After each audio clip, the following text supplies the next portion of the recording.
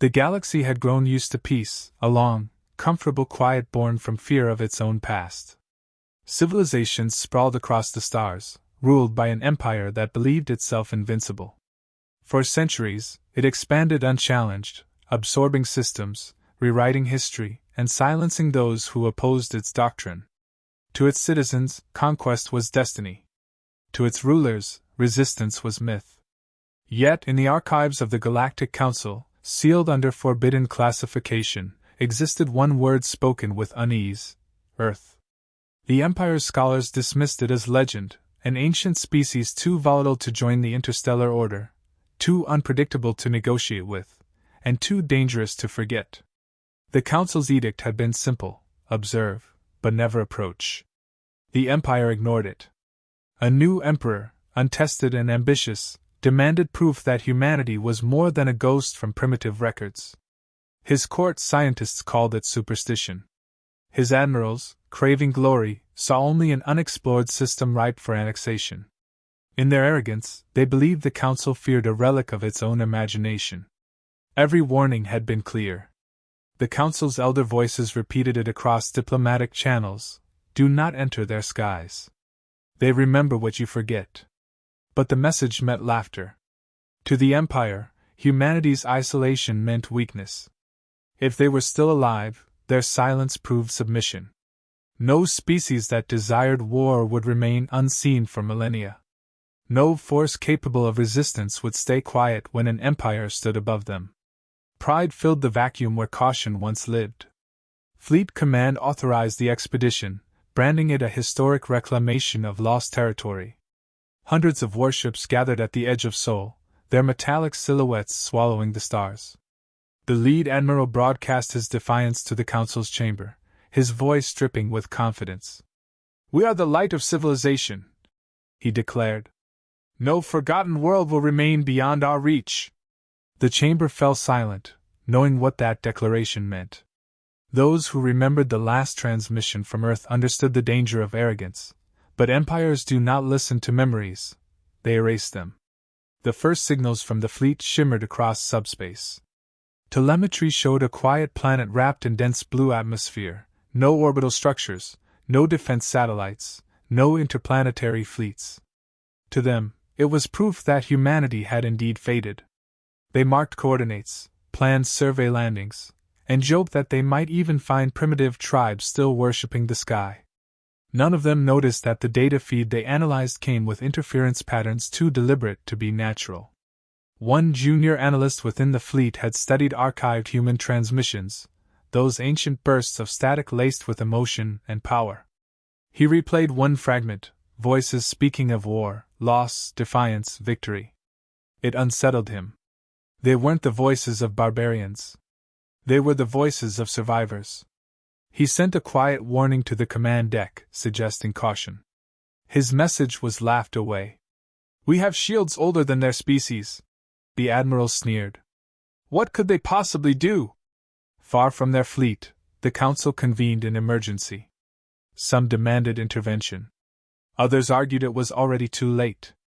The eldest among them, a being who had once walked the ruins of Mars during its brief terraforming age, whispered, "They will not respond with rage. They will respond with precision." Few understood the meaning. Fewer wanted to. As the Imperial fleet crossed the boundary of Earth's atmosphere, the planet stirred. It was subtle, almost imperceptible, the alignment of satellites long thought derelict, a faint hum across ionospheric channels, an awakening that spread like a heartbeat through hidden systems buried deep beneath oceans and rock. The fleet saw none of it. Their instruments showed only calm winds and harmless magnetic fields. In the Empire's logbooks, the final recorded message before entry was routine, confirmation of descent and survey commencement. Yet, encoded beneath their signal, buried within the static of their own transmission, came a whisper no one aboard heard but every recorder captured. It was human. Calm. Certain. 3 words that froze the Council's chamber when decoded hours later: "You were warned." The Empire never realized that humanity had never disappeared, it had simply stopped talking. And when humankind stopped talking, it wasn't surrender. It was waiting. The fleet broke through the upper atmosphere in flawless formation, hulls glowing faintly from re-entry friction. The clouds beneath them swirled like living things, rippling in spirals that defied meteorological logic. To the commanders, it was spectacle, proof that the world below was still primitive, untouched by modern industry. Yet the planet's silence pressed against them like weight. No radar pings, no transmissions, no artificial satellites. Only the deep static of a world that refused to answer. Instruments began to misread altitude. Magnetic sensors fluctuated, guidance systems drifted a fraction of a degree off course. The anomalies were blamed on atmospheric density. The lead admiral demanded recalibration, but every correction only made the readings stranger. The sky brightened in odd hues, violet ripples dancing through the upper stratosphere. Crewmen watched through reinforced glass, uneasy at the beauty of it. The clouds looked almost deliberate, folding into concentric rings as if forming targets. Below them, continents stretched vast and green, oceans reflecting fractured light like glass. No sign of civilization appeared, no lights, no heat signatures. Some took it as confirmation of extinction. Others felt something colder, a pattern too perfect to be random. Sensors caught small energy fluctuations deep below the surface, but the algorithms marked them geological. The Empire's arrogance overrode instinct. They had never faced an opponent whose defense was silence. Communications began to stagger. Long-range channels flickered, replaced with feedback that resembled heartbeat intervals. Engineers dismissed it as interference, but every frequency carried the same pulse. A rhythm.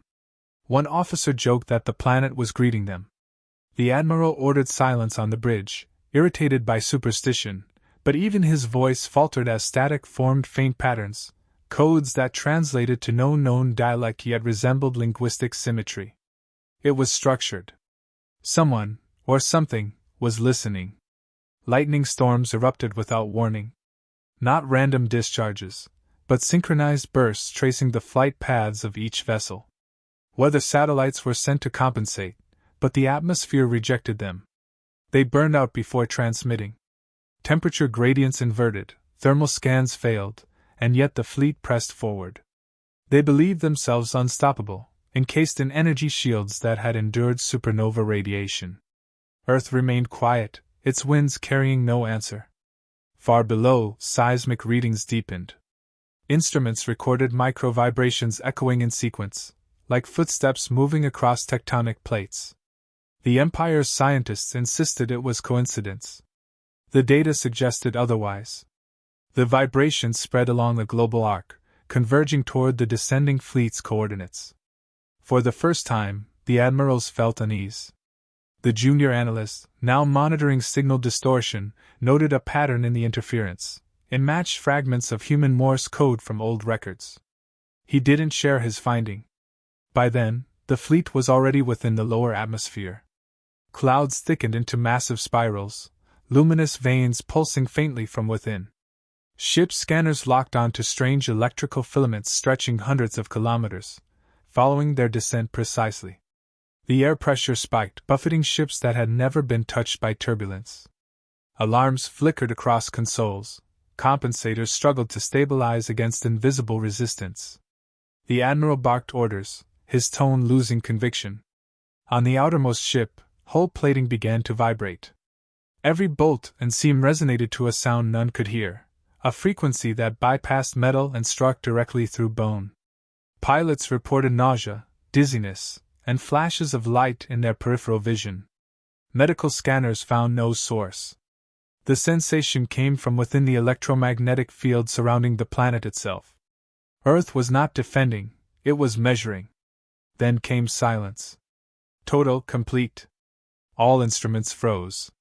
No wind, no motion, no sound within the cabins. Crew members looked to one another, mouths moving without voice. The silence lasted exactly 9 seconds. Then every system rebooted simultaneously, without command. Navigation readouts now displayed coordinates the fleet had not entered, positions deeper within the atmosphere than they should have been able to reach. The flagship's black box confirmed no descent thrusters had fired. Something else had pulled them down. For a fleeting moment, through the static of half-functioning sensors, the clouds parted. What they saw was not land or ocean, but geometry, lines, hexagonal structures, faintly glowing across the curvature of the earth like circuitry awakening. It wasn't natural. It wasn't built by the Empire. And though no one aboard could comprehend its purpose, every instinct screamed that it was watching. No orders were issued after that. None were needed. The fleet continued downward, drawn deeper into the storm of a planet that had never stopped preparing for their arrival. Beneath the surface, buried machines stirred from hibernation. Power flowed through ancient conduits that had not carried current in generations. The activation sequence moved like a whisper through stone and circuitry, awakening systems designed for a day long anticipated but never spoken of. Humanity's legacy was not in cities or armies, it was in preparation. The defense network came alive, not out of rage, but fulfillment of purpose.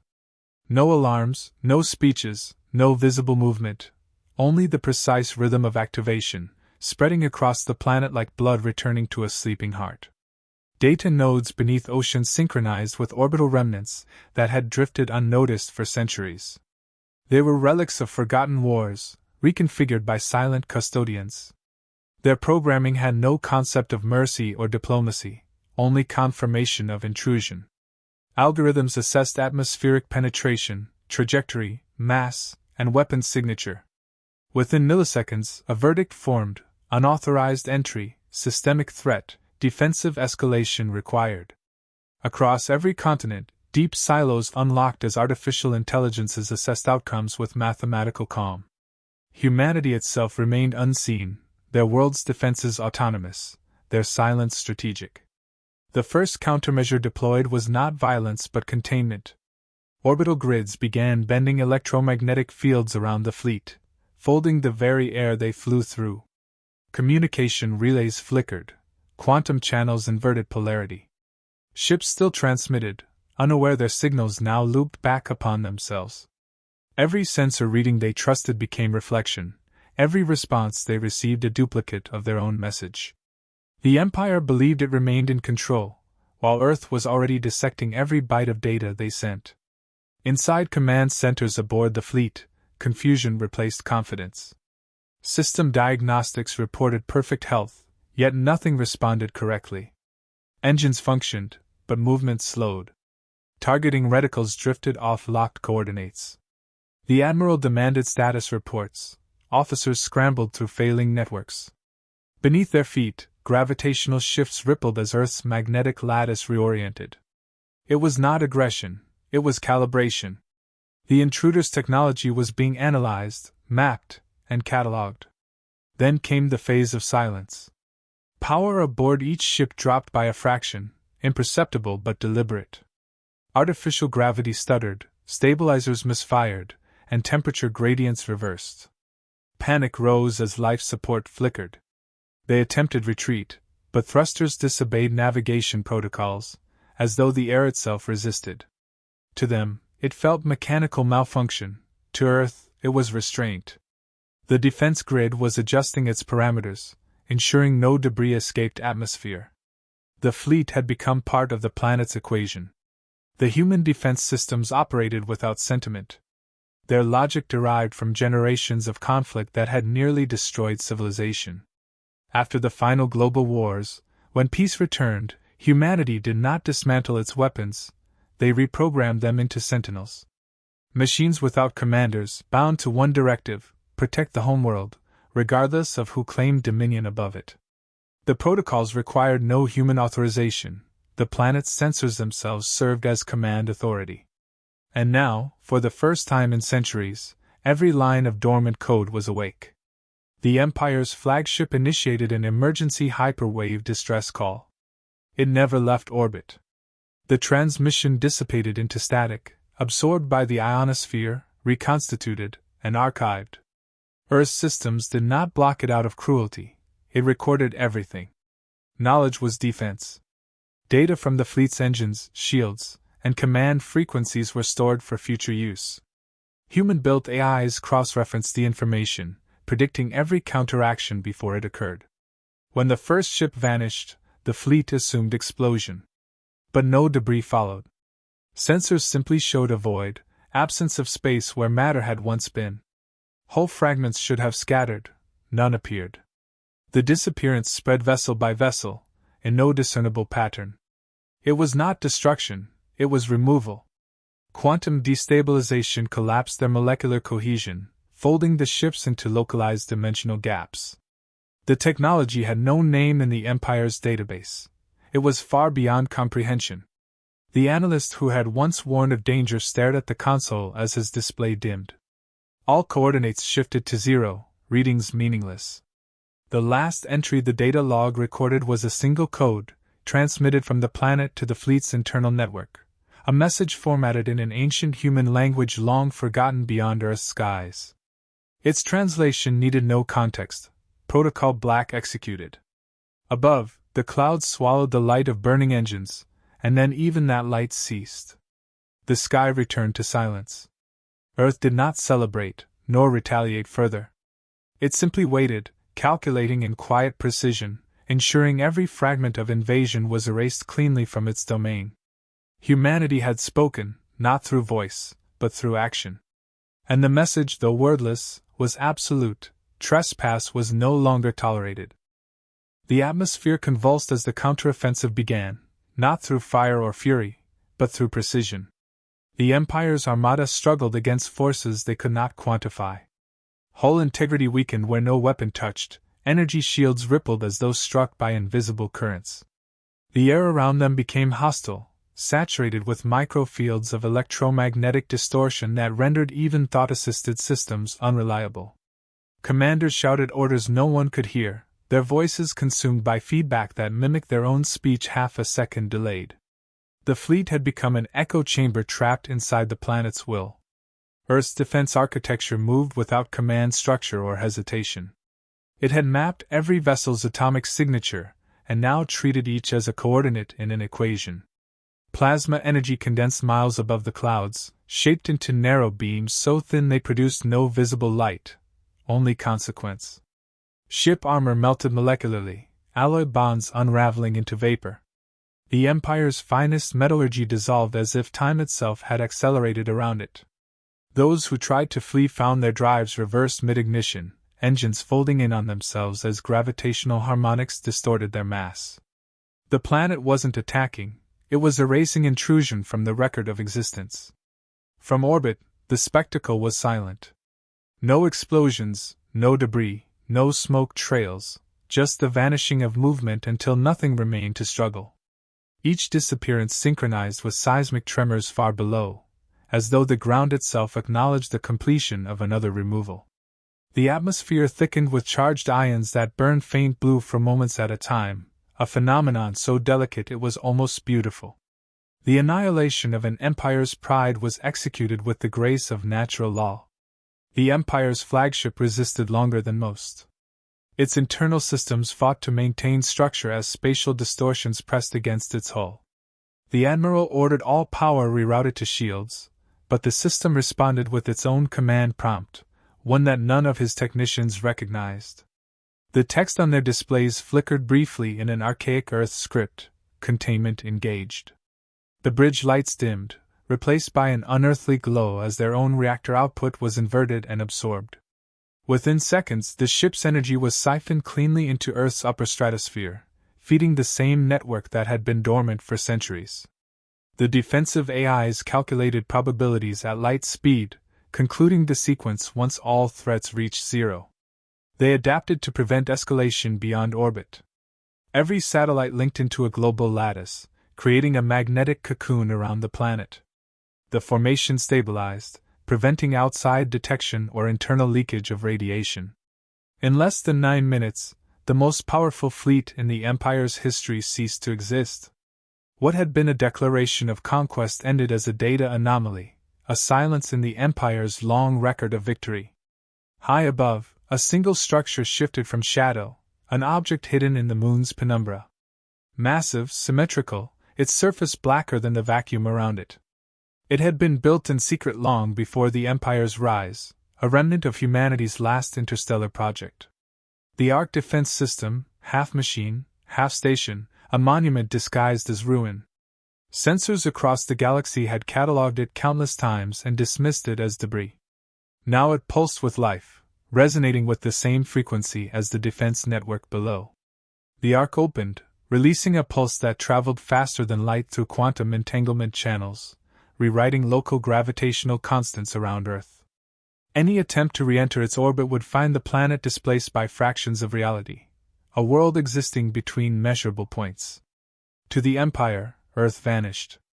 To those already within its reach, there was no escape.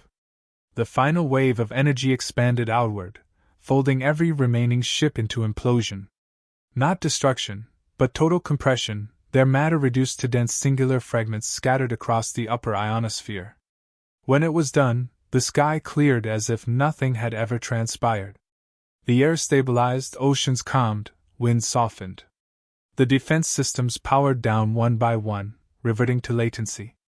Earth exhaled a long, slow breath through electric storms fading into horizon glow.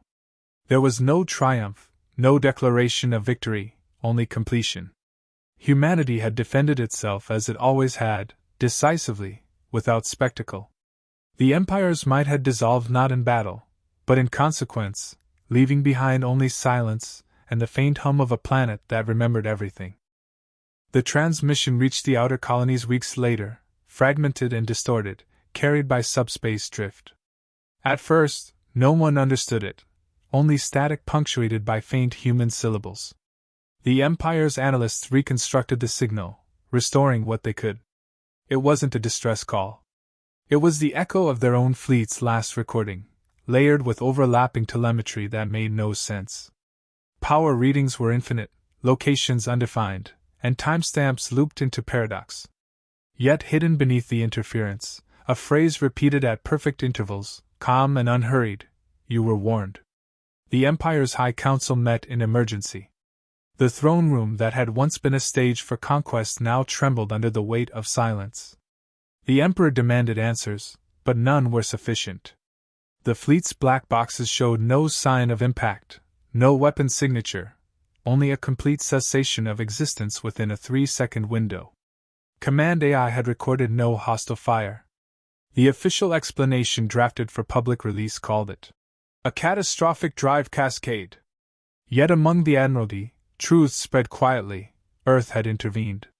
Galactic rumor grew like contagion. Traders whispered of a blue world where ships vanished, of old prohibitions now proven justified. Civilizations long subdued by the Empire began to question its invulnerability. Some viewed the event as divine retribution, others as a warning from the past humanity had shared with none. Across the Council's worlds, historians reopened sealed archives. The fragments of human communications, long considered myth, were examined anew. Old recordings of their wars resurfaced, footage of skies burning, cities rebuilt overnight, weapons that defied known physics. The tone was not barbarism, but mastery. Humanity had never been conquered because it had never been found unprepared. The Emperor ordered full suppression of information. Every mention of Earth was to be erased, every officer who had served on the expedition listed as missing in an accident near an uncharted nebula. But suppression failed against curiosity. Data fragments continued to circulate, spreading from scholar to engineer, from soldier to citizen. The words, "You were warned," became both legend and indictment. The more they tried to bury it, the deeper it rooted into the collective fear of the galaxy. On the Council's broadcast network, an unregistered signal interrupted routine communications. It carried no origin code, no encryption, yet it bypassed every security layer effortlessly. The voice was unmistakably human, genderless, emotionless, synthetic only in its calm. "We desired peace," it said. "Our silence was not surrender. We offered warning because we understood arrogance. Your empire entered our home uninvited. There will be no second forgiveness. If you approach again, you will not return." The transmission lasted exactly 47 seconds before terminating across all frequencies simultaneously. Attempts to trace it led nowhere. The signal came from every direction, every star system, and none. The aftermath reshaped the galaxy's hierarchy. Border territories withdrew allegiance, citing the Empire's inability to protect them. The Council reinstated the ancient quarantine order around Seoul, expanding it into a full exclusion zone. No ship was permitted within 100 light-years of Earth's coordinates. Patrol drones stationed along the perimeter detected movement only once, a single unidentified probe that appeared, scanned, and disappeared without propulsion signature. The Council did not pursue. In time, the Empire's historians stopped denying what had occurred. The official archives marked the event as the Silence of Seoul. It became a fixed point in galactic chronology, a moment every future strategy would measure against. Fear transformed into policy, then into reverence. On frontier worlds, shrines were built to honor the sleeping giants, a poetic name for the species that had chosen not to conquer because it no longer needed to. Within the council chambers, when debates turned to aggression or expansion, someone always invoked the same caution: remember Earth. It was never challenged. The Empire's fleets no longer crossed unknown skies without hesitation. Exploration maps carried one blank region marked only by 3 words in ancient Terran standard: do not disturb. In the centuries that followed, humanity remained unseen, unheard, but never forgotten. No further warnings were sent because none were needed. The message endured in every corner of the galaxy, etched not in violence but memory: peace was possible, but trespass would never be forgiven. And somewhere, behind a curtain of blue and cloud, the planet waited, silent, watchful, unbroken.